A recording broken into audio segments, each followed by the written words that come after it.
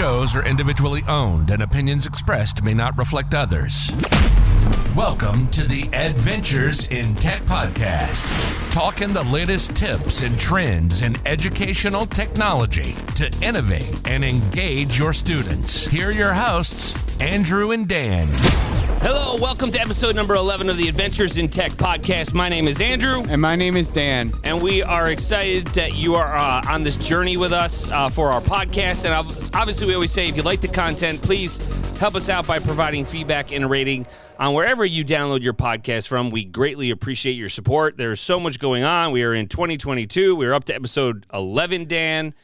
And we've been back in classrooms. Talk to me about what's going on. A lot's going on. Just still continuing on what we've been working on in the past, and it's actually gaining momentum and moving into other teachers. I guess they've been seeing what we've been putting out there, what we've been sharing, and they want to. It's contagious. So the ball is rolling, and we're going to bring it into more and more classrooms.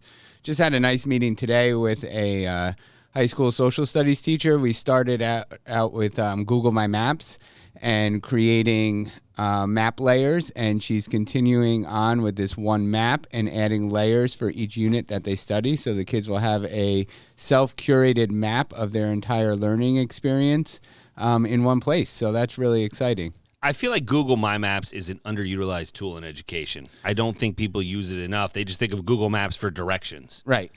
And go ahead. Go ahead. And I'd say the great thing about it is as the students are building and designing these maps, they're not all collaborating on the map because you know that can get sloppy. Anytime you get a lot of hands in one pot, well, we know what happens there. But Google My Maps does have the ability to input information that's collected on a Google form.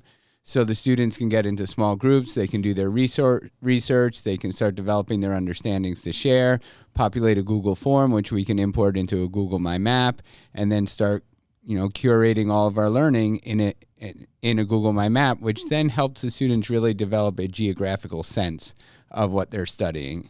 And that's the key that I think people don't have an understanding of, is using and utilizing the Google form to import into My Maps. Mm-hmm. That is so powerful because, like you said, too many cooks in the kitchen can get sloppy, right? But the data from the Google form automatically populating onto the My Maps with different layers and everything, it's such a great tool. And what better way to demonstrate change over time in social studies? So it's a great tool, and I'm glad that we're taking this entire year and putting it into a Google My Map. Yeah, that's great. We have a lot of things going on. We were using the B-Bots, right, with kindergarten. So really getting back to the foundation, as we know, with our youngest learners, introducing them to coding terminology, because we know the computer science standards are coming out for New York State specifically. So trying to get these kids, scaffold some knowledge for them, and then obviously level it up as they go on. So we started with the basics, but, definitely the kindergartners had a great time using the B-Bots. So that's been going on. 3D printing, I know we mentioned before, but we're really cranking things out now. We have a classroom that's actually building a 3D printer, sixth grade classroom. So that's, that they're going to utilize. They've actually used their social studies and made a museum of 3D printed artifacts based on cool. Yeah, based on Egyptian culture and that area. So, that's great. That's been going on. We're designing the golf course. We're full steam ahead, made different iterations. The students have designed it. They've surveyed, 5-6 different elementary schools to see what the users really want in a golf course. And now they're starting to use design thinking and build them out. And then that build's going to be starting next week. And then they're going to get to play golf. Mini golf with the Spiro. We've been tagging Spiro in the tweets, the mini golf balls. So there's a lot going on. It's an exciting time, as long as we don't have too many hiccups with snow days in between. Right. We love snow days, don't get us wrong, right? But, there's so much going on that it keeps us really busy, in that regard. We're having a lot of fun. And then the big news, all of our podcasting equipment is in. That's exciting.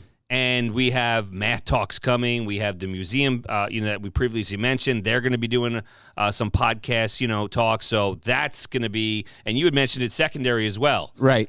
So I know we were working with a ninth grade ELA class, and I think it started from one of our podcasts. Teacher got really excited about the possibilities of audio and how that can really be effective in the classroom. So they've actually been listening to podcasts as a class and breaking them down, analyzing, using, and really sharing what they've learned in order to help them develop their skills to launch their own podcasts. Yeah, there's a lot going on. So, and it's just, I mean, audio is so powerful nowadays. Mm-hmm. You know, it's great in that regard, and the kids can really hear what a podcast really is. It's nothing crazy, and anybody can do it, and that's the best part about it. Yeah, anyone can do it. I mean, look at us. We can do it. Yeah. So let's talk weekly windup. Again, not a ton of news that's coming out with new features, but it's starting to wind up again, you know, now that we're, you know, into 2022, full steam ahead. And one thing they're talking, there was a article on districtadministration.com regarding the top products of 2022. And what caught me, as I told Dan yesterday, that really caught my attention was Class VR. And we've talked about VR and specifically how we are using Class VR to develop activities and experiences for our students. And they're saying that is one of the top products of 2022. So, and I can see why, because it does create an easily accessible platform to not only get content that's out there, but also to create your own content and put it into that platform. Yeah, and that's the best part about it is versatile, it's standalone platform, and it brings that power of VR and AR, makes it a reality for education. And, you know, that's kind of where we're at, because there's a lot that can come into VR and AR, and we understand that. But, you know, we've been talking about it for years, and now this is really, to me, it feels like it's the total package for teachers to use with students. It provides, you know, everything that teachers need to introduce the VR, AR into the classroom with devices, the headset management, the charging, teacher PD. It's just there, and you can make it, you know, small group, you can make it large group. We know it's an investment, but let's be honest, it's the future of education, and it's bundled together to make things a little bit easier for districts to dive in. Exactly. So what else is going on with the weekly windup? Well, I just wanted to bring people's attention to TextHelp. If people are not familiar with TextHelp, it really does provide supports and accommodations for students, all embedded into Chrome.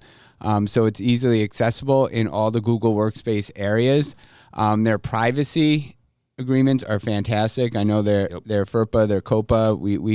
They're also EdLaw 2D compliant, and that goes over all their products. So I thought in this weekly windup we can go through and just talk about some of the different products that they have and what that can offer in terms of support for both students and teachers. Yeah, so I'll start with one that I think has been the most popular one for TextHelp. So TextHelp.com, it'll be in the show notes, but Read and Write for Google Chrome. I think that's the one that most people are familiar with.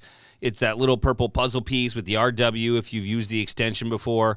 I know we push it out district-wide just, you know, to help students with all various abilities. So I really think that one really helps them, you know, read, write, express themselves independently. Another, you know, little crutch to help our students. So that, I'd say, is probably the most popular one that people know about, right? Right. And then I think we go into Equadio, which, you know, we've talked about, you know, before with math, and it's digital and accessible, and Google Forms, it can be used on Google Forms, you know. So again, I say that's the 1 and 1A as far as popularity go. And I think a lot of people who are dealing with math and science with numbers and formulas should really check out all the things that Equadio has to offer.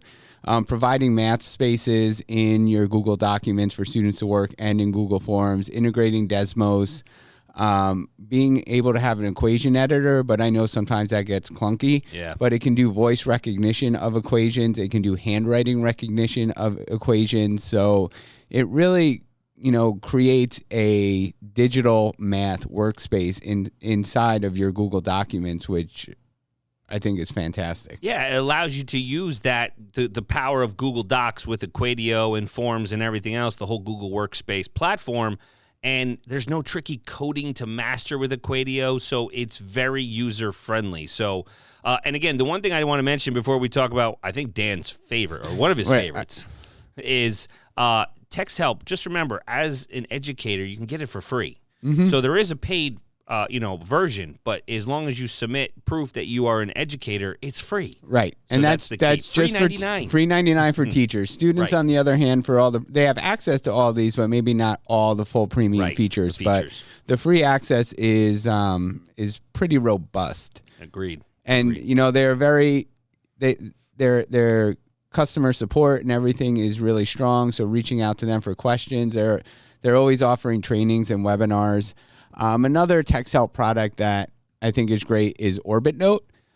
So Read and Write for Google, you do have that screen reader that's in there, and that gets a little bit more difficult to use screen readers when you're working with PDF documents. So through TextHelp, they have OrbitNote, where you can drag and drop a PDF file or open that PDF file from Google Drive and then use all your screen reader and Read and Write for Google tools on a PDF. So OrbitNote is a great product by TextHelp as well. Yeah, they have a couple others. I have not delved into SpeechStream, which is one of their platforms, for assessments, and it's cloud-based for language and literacy. And then I haven't done anything with Fluency Tutor. I can see the benefits with it, to assess, especially if you're in the remote environment, right? Mm-hmm. That could be something that could be huge if the district wants to look at, your district wants to look into purchasing it or seeing it. It's going to, assess student reading fluency, track progress. It'll give the extra support to struggling readers and English language learners. So they have a whole platform of products. And Dan, your favorite, which I think is, it's not well known yet. Nope. But it's going to catch fire. All right. You heard it here first for the week of January 13th, right here on the Adventures in Tech podcast. Dan, talk about RaiQ. So I'm going to spend a few minutes to talk about RaiQ. RaiQ is another one of their Google extensions that integrates directly into your Google Docs. So what it does, and I'm just giving it a second to load up, and just so I can talk about it. But what it does an analysis of student work on your document. There is a free version and there is a paid version. So what you get with RaiQ is the ability to analyze student work. They have some rubrics that are incorporated into RaiQ. So there's a narrative rubric, an informative, an explanatory rubric, and an opinion argument rubric for their writing. It will go through and analyze the document to talk about the average vocabulary age that's being used. What's also nice, it tells you time on task, which is huge. Which is huge to see how much time students are spending in their work. And then it will also identify a spell check, a punctuation check, and also a grammar check. Those are paid features to break it down, but it does in the free version. Like if there's spelling problems, it will underline it in yellow. If there's punctuation, it will underline it in purple. If it's grammar, it will underline it in pink. So it really does help break down student writing. And the thing that I like about is that we already mentioned is it is compliant with privacy agreements. Mm-hmm. We all see the ads for Grammarly, and unfortunately they have not signed any privacy agreements to my knowledge in regards to New York State ed law at least. But TextHelp is definitely educational friendly in that regard. So definitely something to check out, texthelp.com. You can then go to the Chrome Web Store to download and install the extensions that you would like to have access to. And just if extension, you can't install them yourself, reach out to whoever's in charge of your Google admin. So, okay, moving along in the windup. This has been talked about. I think it's been in beta for a while. Google has mentioned that it is available, but they've just made a new update actually today, right? Yeah. So live translated captions in Google Meet are now generally available.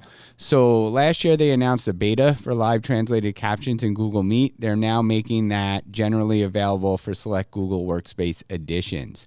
So what this does is this is all activated by the individual in the Google Meet. So someone can't set this up. The Meet organizer can't set it up. The person watching the Meet can turn on captions, and then the captions can translate English meetings to French, German, Portuguese, and Spanish. Really, really touch and base and accommodating for those ELL students. So, exactly. That's a great update. And again, it just rolled out starting now, and then could take up to 15 days based on how it's set up, whether it be rapid or scheduled release domains. So, and it's available to meetings for Google Workspace Business Plus, Enterprise Standard, Enterprise Plus, and the Teaching and Learning Upgrade, and Google Workspace for Education Plus customers. Got it.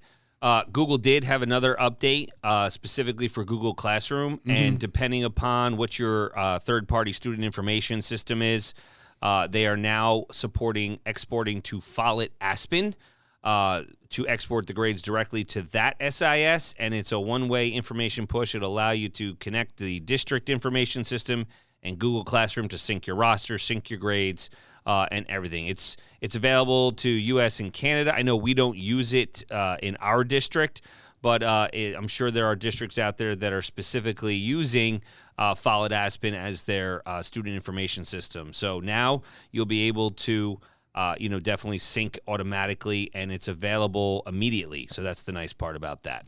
That's great. And so coming up from Flipgrid, there is a Flipgrid Fresh Saturday party coming up on January 15th.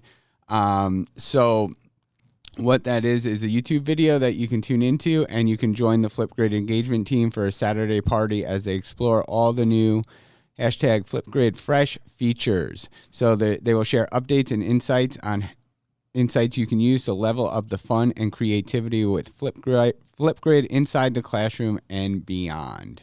Yeah, so, and if you need to ever look back, use that hashtag, and you'll be able to follow along with what everybody is posting regarding Flipgrid Fresh. So, all right, so we're talking, this year, right, Dan, about engagement. Right. And student engagement, efficiency, effective. We've talked a lot about that. What are you thinking, is something that we want to look at in 2022 to really use video, use the power of audio? Just how do we really engage our students?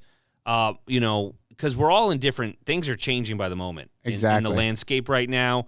Some, we're remote, we're here, we're hybrid, we're there, so things are changing. So we have to be flexible and ready to pivot, on the stop of a dime, because things are changing because of the way the world is right now. So what do you got? What I have is some new PD put out by Screencastify. And even if you're not a Screencastify user, I think this would still benefit you, because instructional video is instructional video. But they give, we put a link to it in the show notes, but 9 instructional video techniques that drive engagement. So all about the power of sharing ideas with animated GIFs, adding audio to slides, stations with directions, building upon prior knowledge, modernizing your classroom, using interactive questions to check for understanding, right. And a few more tips for that teacher looking to use video, instructional videos to engage their students. I mean, so long it's been called like the flip classroom or this right. or that. I think kind of these terms have reached their end of life. Another term I think that reached its end of life is 21st century learning, because we're in the 21st century. It's just learning. It's just instruction. It's just pedagogy. We have schools, especially through the pandemic, have really developed a robust infrastructure for technology. Teachers have been able to utilize it much more. So now it's just becoming part of our learning environment. So your physical space in your classroom and your digital space should be equal. I think equal attention right. should be paid to both, because again, as you mentioned, pivot. We're all in a place now where we will need to pivot on a dime, and being able to carefully curate those spaces and give it the attention it needs will just save teachers and students, the headaches of having to go from one platform to another. Yeah, and we don't have a crystal ball as to when things are going to change. And so engagement is extremely important, because we know the outcome of student engagement, it just improves student learning outcomes. That's as simple as it is. The more engaged that your students are, your parents are engaged, and they know what's going on, it's very, it's closely linked to better student behavior, higher academic achievement, and of course, enhanced social skills. So the more engaged you can make your students, the better off we're going to be. So speaking of engaging, we talk about boom cards. Right. And boom cards, in response to the recent school closures, they're now offering, all customers, new customers, a 60-day free trial of the Essentials membership, which, pretty much allows you to track up to 150 students. So if you're in that remote environment, they're giving you a free tool to kind of engage your students. Great. So now as we're talking about engagement, I think it's a good time to segue into our discussion. Yeah. So I wanted to talk about something that I was fortunate enough, and I think a lot of people were fortunate enough to tune into if they were part of the Ditch Summit. Yep. There was a great talk between Matt Miller and another educator, Nate Ridgway, about breaking the Blockbuster model. You still have your Blockbuster card? I don't, but I'd love to have one. There's There's still one left somewhere in the country. In a world where video stores have all but disappeared. I remember years ago I saw one when we were in Alaska, and I was like, oh. But I wish I could find my Blockbuster card. But anyway, it was talking about breaking the Blockbuster model of education. So I thought that was an interesting topic.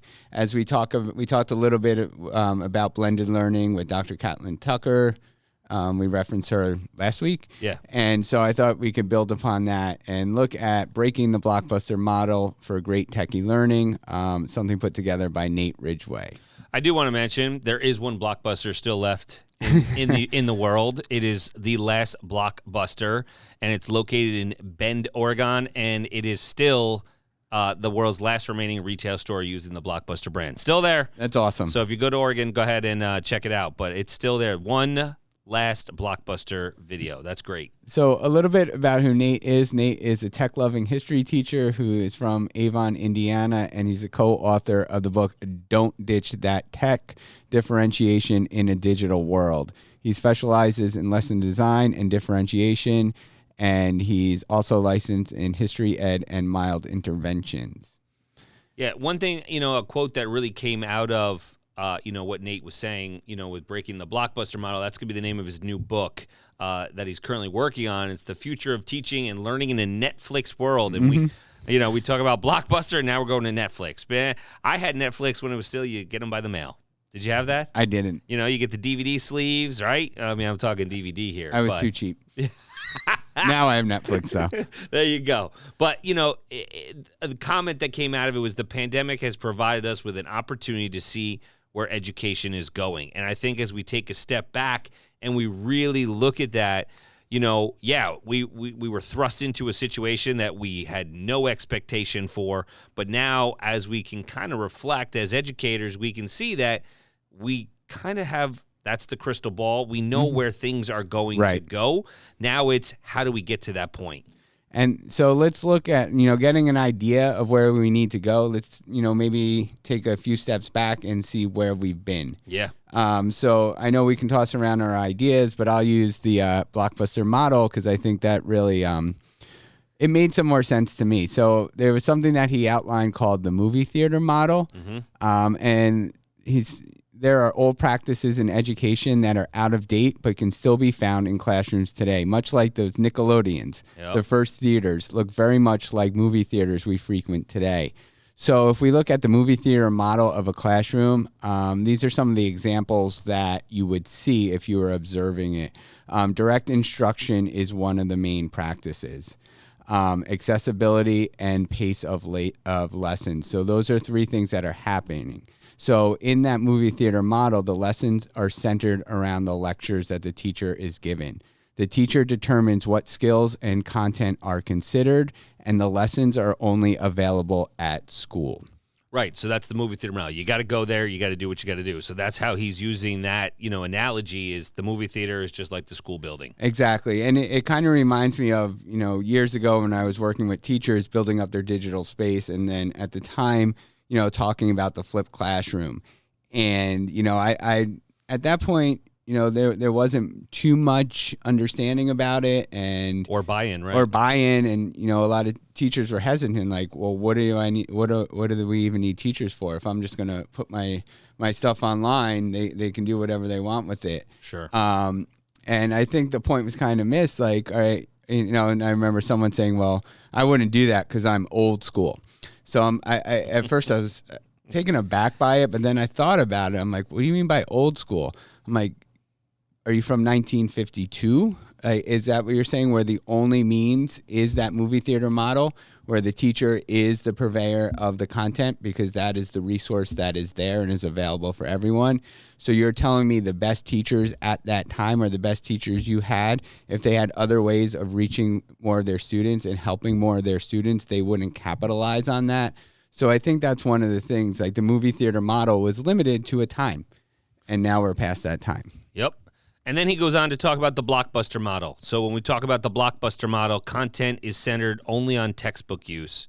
Classroom rules are set and standardized. So, for example, late penalties for work are a good example and discourage students from turning in late work, right? It's kind of like you got a fee for not returning your blockbuster video, I've right? had a few of those. Giving students grace can be powerful in the classroom and with learning. So students' learning experiences in the blockbuster model are limited to what's physically available in the classroom. And the pace of learning is variable, though it's modified for the whole group. So you're renting a video, same idea. You get to pause, rewind. You can watch it multiple times before the due date. So the pace of learning is variable. It is modified for the whole group, but it's not individualized for students. So Right. And I think that's a lot of where we were, especially pre-pandemic. Yep, was 1000%. Was having that. We were still centered around the physical classroom. Correct. There was people were branching out using technology to provide opportunities for students outside of that physical space, but that was definitely that pace and that learning and everything was modified for the whole group, and it was and not so much for individual student needs. Right. And now we've pivoted, and now we're talking about the streaming model. Right. So it's just like that moment I felt free when you convinced me to dump cable. I did do that. You did. Touche, I right. was tied to cable, and it took me a very long time to cut the cord. And so when I cut the cable and went into the streaming model, one, it was just fantastic because I saved money, but also because of the flexibility. I think, too, when we talk streaming, I mean, and again, like you said, pre-pandemic and even now, I still think there are a lot of people that are still holding on to those cable boxes and those remotes and the subscription because they don't know what's going to happen with the change with cable. Right. Oh, I got to use this platform. I got to use an app, whether it be Roku or Fire TV or YouTube or whichever. I think there's still that hesitation because as a society, we don't adapt well to change. But that's kind of what we've had to do. So we have to move forward in that regard. So I think as we look at the streaming model, and especially if we think about how we stream things today, we are personally curating our entertainment sources. Yep. For what is going to bring us the most joy or what is going to be the most effective for us or how we can, access information that we need to move on and learn. So I think we're all learning that we have all this content on demand for a variety of different purposes that we can access anywhere, anytime. Maybe I want to read about something. Maybe I want to watch a video about something. Maybe I want to find a network or a group chat. Maybe I need to reach out to an expert. I have all these options in the streaming world in order to access, apply information. So taking that model into the classroom really is the most logical step if we really want to meet the needs of our students and make them prepared and successful for a world that we don't even know what's going to look like when they're in there. So, right. So that streaming model, I'm going to move away from terms like flipped classroom and all that, but he puts in a good point called the clone classroom. And I think that's what we've mentioned a few times is classrooms have a parallel physical and digital presence that can be accessed anywhere, anytime. Right. And that's kind of where I think most districts were when they started school back in September. Right. I don't think there were many that were all remote or all hybrid or whatnot. They really think that clone classroom and you have that space. It's just so, I don't want to say easy, but it's just another avenue that gives students the information at their fingertips when they need it. Right. So you really, when you're creating that digital space, you want to have as much as possible everything from the physical classroom available on demand online. So that could be as, ways to do that is what is happening in that physical space can easily be transferred to the digital space. A few things of uploading some files, uploading your notes, sharing your presentations, recording short snippets of your video of your instructions with video, Screencastify again, and then pushing that out to your digital learning space is really going to be able to capture everything that's happening. And then it will be on demand for students. And it's not overly challenging to do that. So if you're, let's just say you're standing in the front of a classroom, you're recording a math lesson on ratios, right? you're going to do some sample problems for your students as you're doing your instruction. You just, you have your display technology, you have your pen tools right there. All you're doing is hitting the record button on Screencastify, going for 3-5 minutes, right? We don't want to, bore them with videos because they got to be short and engaging as we're speaking about. And then you stop it, you continue with the students, but then you have that if they need that to look back for whatever the case may be. They didn't really understand it. Kids that are absent right now, as we know, absences are on the rise. So it's so powerful to have that, especially I know we're really saying with Screencastify, but whatever video platform and recording you're using, to have that availability and that access, that's really cloning the classroom, and it's not that many extra steps. Exactly. But what those extra steps do and what that attention to is creates so many more learning opportunities for students. So we've talked in 2 episodes about PBL, right? So getting that PBL out there. We talk about student choice. We've talked about blended learning. All of this will be easier for students and for teachers if you are carefully curating your digital space. I mean, I'll be honest, a lot of the work now is going to be front-loading experiences. Right. But investing the time in the beginning is going to free up time on the back end. You're not planning day to day. You have a bigger picture in mind. You have your milestones along the way. You have resources for students to be engaged that do not always have to be led by the teacher. They can use their own inquiry. They can use their own collaboration with their peers. You can get formative assessment without you having to be the purveyor of everything. With these digital tools. So going back to, we have tools available that make the classroom and learning experience more fulfilling for everyone, which makes me think of now Universal Design for Learning, UDL, right? How do we meet the needs of our students? If you look at some of the learning guidelines for UDL, providing multiple means of engagement. Yep. Check. Providing multiple means of representation. Check. Yep. Providing multiple means of action and expression. So that all that student choice, check. So looking at that streaming model, I love the way it does it. It provides you more opportunities to reach more of your learners. Right, and I think it addresses a question that we talk about and we hear about all over there, and that's equity. It's really going to address the equity across different demographics and different districts and across the entire country, the world, and so forth, as we try to engage and instruct our students, and we want our instruction to be dynamic and flexible and focused on growth. And the equity component, if we're using the streaming model, it's really going to make sure that education is emphasized at the forefront to make things equal. And then combine them with some of the tools that we talked about earlier with TextHelp and boom cards and so forth. Right. We're really able to allow students to take more ownership, to look at what they need in order to be successful. Right. The last thing, Dan, I'm going to let you touch base about this, but zombie hunches about homework. Oh, I love that. It's great. So, and we talk some ideas about homework just don't go away, even though they've been shown to be false. So, homework is definitely a heated topic, and especially, I've read a lot about the effectiveness of homework. I think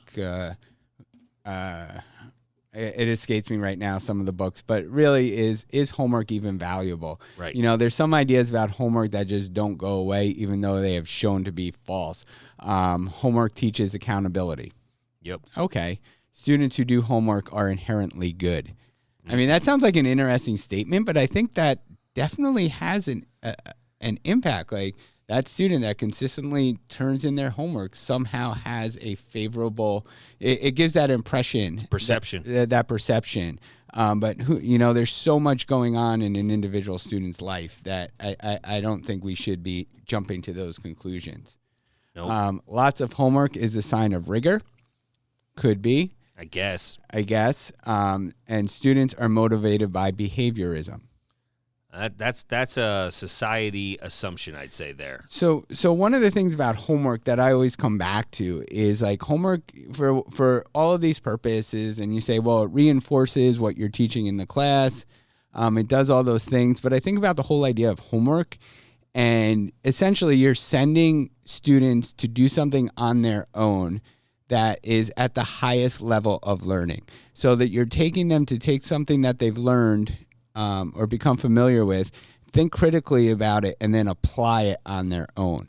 And that is at the upper levels of thinking and application. And to me, that part is where a teacher is needed most, right? Especially now, the teacher is not needed most to deliver the content. The teacher needs to, and the teacher needs to find effective ways and meaningful ways and great ways of delivering the content. But I think the more powerful role for the teacher is to be there at that analysis part.